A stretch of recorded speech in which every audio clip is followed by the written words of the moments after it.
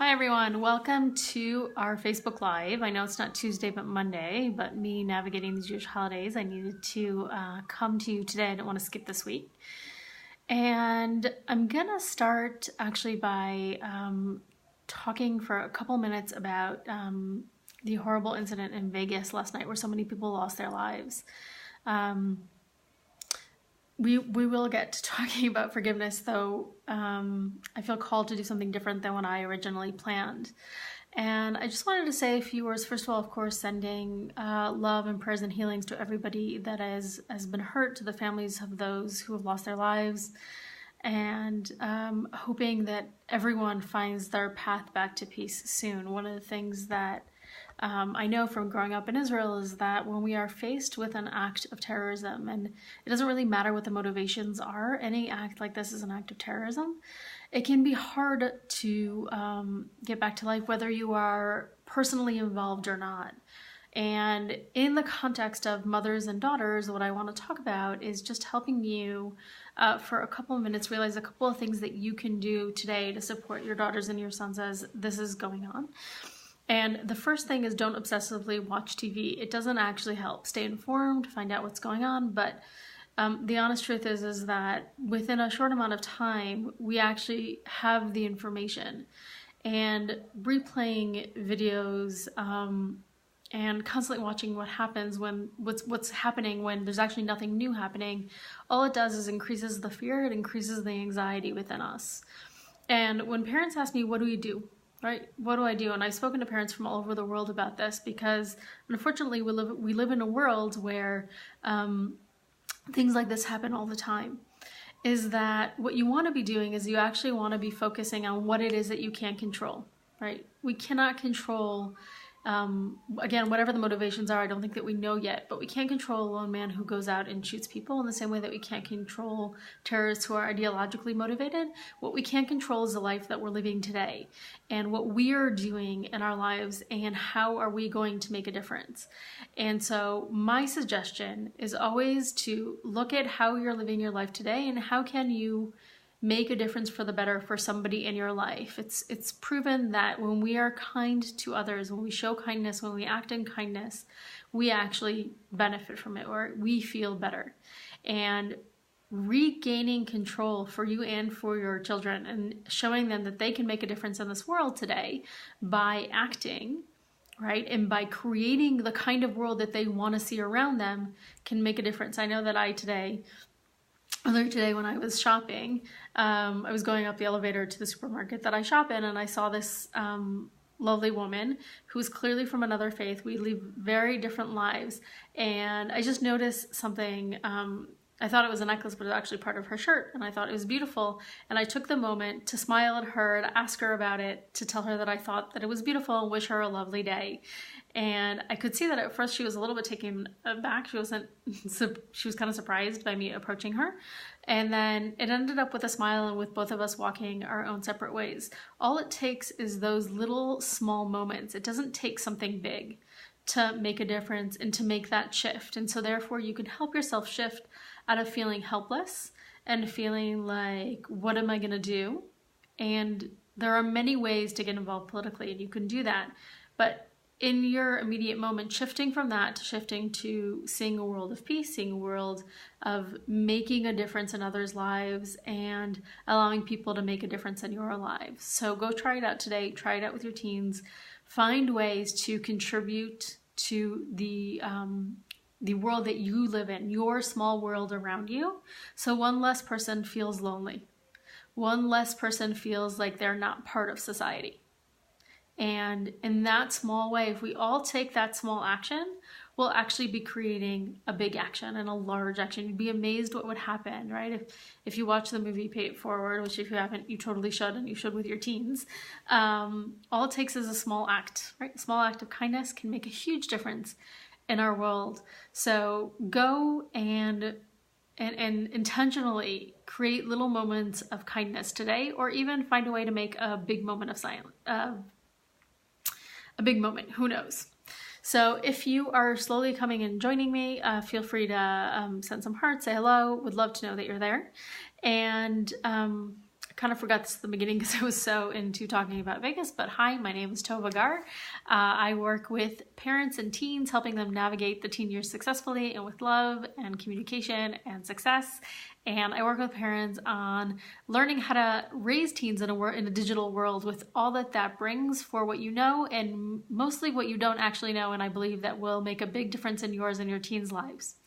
And what I wanted to talk about today, following my blog post today, was about forgiveness and how you can learn strategies to forgive yourself and teach your daughter to forgive herself. And the reason I wanted to talk about this is we're in the time of year of the Jewish holidays, and each Jewish holiday has its own significance and its own reasoning behind it. But this past weekend was Yom Kippur, which is the holiest day of the year in the Jewish faith. And there are a lot of different fascinating, interesting themes that emerge from this day. But one of the big ones is forgiveness. And there are really two things that are talked about in forgiveness. One of them is our relationship with God and our transgressions against God, so to speak. And the other one is against other human beings. And when it comes to God, we're covered, right? We're told that we are forgiven for whatever it is that we did. We don't have to worry about that piece. What we do have to worry is about the other people in our lives, which we are offended, and therefore we need to actually go and ask for forgiveness. So if you have Jewish friends, I know my Facebook feed tends to be filled with these collective generalized forgiveness requests from people, which, going into our conversations about digital lives are a beautiful sentiment on the one hand. On the other hand, I'm not sure actually really count, but that's for another conversation. And but you're also asked to forgive. And one of the things that I have been working on for the last few years actually in my own life is not so much how do I forgive other people, because that for the most part, and I have my places where it's hard for me, it's easier for me to forgive other people or in human interaction. I don't hold on to a grudge. I don't see the point in it. But what I do find really difficult is forgiving myself, right? How do I let go of the mistakes that I believe that I've made, of the choices that I've made that I'm not either happy with or proud of or wish I had done differently, or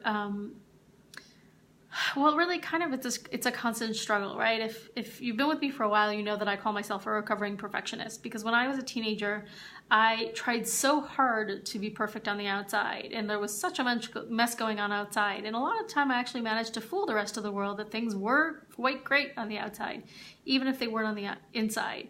But part of the rituals that I developed for myself is that when I was in the shower, I used to really replay my day and go through everything that I said, every interaction. How could I have done it differently? How could I have done it better?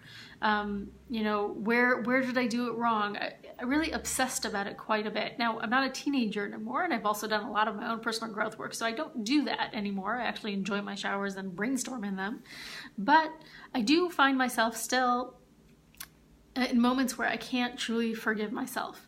And one of the things that I've learned and I've seen with my clients as I work with them is that part of us that has a challenge of forgiving ourselves is really our inner child, right? Those of you who have done some personal growth work are familiar with the term inner child. It's really referring to who that core young self of ours is inside of us. And what I'd like to do in the short time that we have together is actually, if you'll allow me, take you through a process for yourself. You can also do this later on with your daughter, of connecting to that inner child and helping her forgive, right? Really helping you forgive and go through the process that way. Because often when we're not forgiving ourselves, what this really is about is our own inner critic, right? Our own self, often a very young part of ourselves that feels that we have to get it right? Or that if we get it wrong, something awful is going to happen. But what we know as adults, and sometimes it's hard for us to remember, and this is definitely something that is hard for your teenager to remember, is that even if you did make a mistake, and even if that mistake is awful, really, really awful, life-changing, life-altering, the only way is forward. The only way is forward. And so there may be steps that we can take. You may be able to figure out, how can I mend relationships? What is the impact of the choices that I make? And these are all things that you can work with your teens on to help them move forward.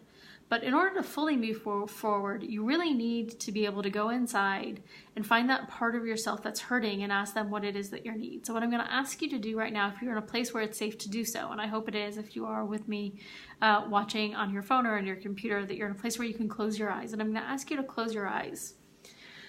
And I'm going to close my eyes with you, which just means, by the way, that I can't see if you're watching. So hi if you're there. And hi, by the way, whether you joined us live or joined us later, because if you joined us later, it's just because you were meant to be here. So I want you to take some deep breaths in and out.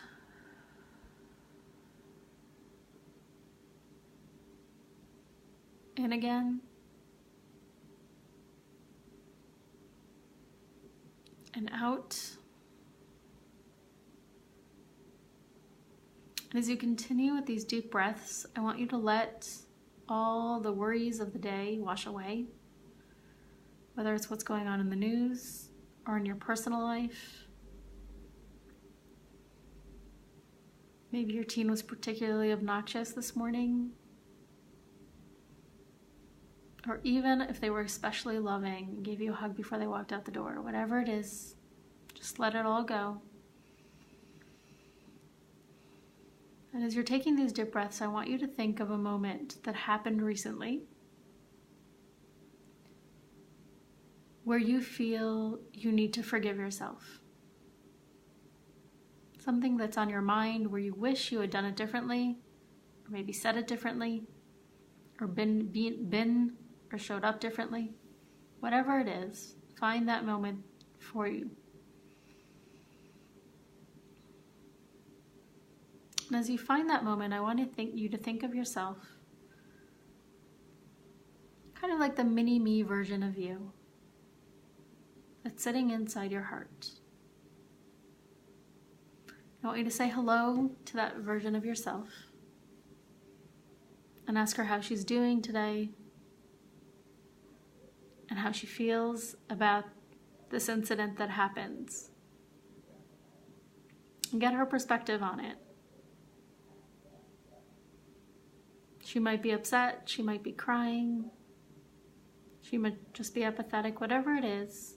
Hold her hand, you're there for her, and think of her. If you're having trouble thinking of yourself as your little self, think about your daughter or your son when they were little and how you would approach them. That's how I want you to approach this little mini-me, your little version. With the love and compassion and tenderness. She only knows as much as she knows. And I want you to ask her what she needs right now. What does she need to forgive herself? And there's no right answer here. Every one of us needs something different. Just allow yourself and your little self to search around in your heart and find what it is that you really need right now. It may be a hug. It may be a simple, it's going to be okay. Maybe what you need right now is some help from somebody else. Whatever that is, just find out what is true for you right now in that moment.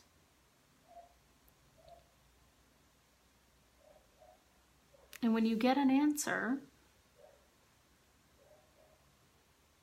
I want you to either give it to yourself, give yourself a hug, give yourself forgiveness, give yourself love and understanding. Or if it's an action that you need to take, then make an agreement with yourself to follow up on that action as soon as we finish this process. And make a commitment to that little you that you will take care of it. Whatever it is, don't judge it, don't question it.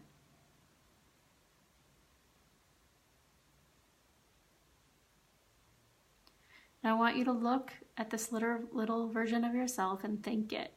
Thank it for being honest with you.